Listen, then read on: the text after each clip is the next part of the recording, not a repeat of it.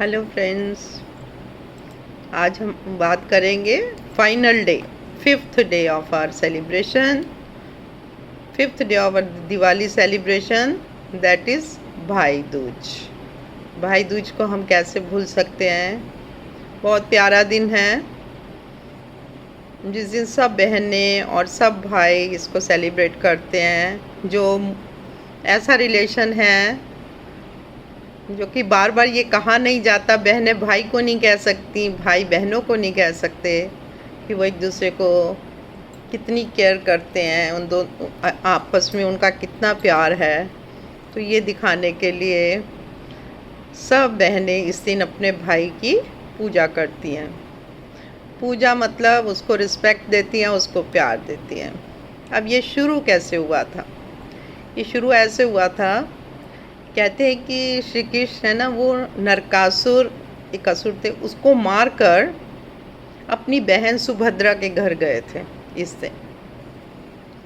और जैसे ही वो घर गए तो सुभद्रा ने उनका वेलकम करने के लिए घर को फूलों से भी सजाया और एक पूजा की थाली लेके अपने भाई की पहले आरती उतारी, क्योंकि वो एक असुर को मार के आए थे। आरती उतारी, टीका लगाया और फिर जो भी सेवा करी, जो भी खिलाया पिलाया। तो उस दिन को याद करते हुए अभी क्या होता है, हर साल सब बहनें अपने भाइयों को इस दिन वैसे ही करती हैं। भाई की आरती उतारना, भाई को टीका लगाना और भाई के लिए बहुत सारी विशेस मांगना। बहनें वैसे ही भाई के लिए हमेशा ऐसा ही सोचती हैं। सब बहनें और भाई भी बहुत अच्छा ही सोचते हैं। मुझे लगता है सब बहनें और भाई मेरे साथ ये चीज़ को मानेंगे कि हम एक दूसरे की बहुत केयर करते हैं। चाहे टाइम के साथ थोड़ा चेंजेस आते रहते हैं, लेकिन भाई बहन का प्यार कभी कम नहीं होता। तो ये हमारा जो है 3 नवंबर को होगा। और इसका बेस्ट टाइम मैं आपको बता देती हूँ। वैसे आप मानते हैं तो ठीक है। वैसे टाइम जो पूजा का वैसे 12:30 से लेकर करीब 2:30 बजे तक है।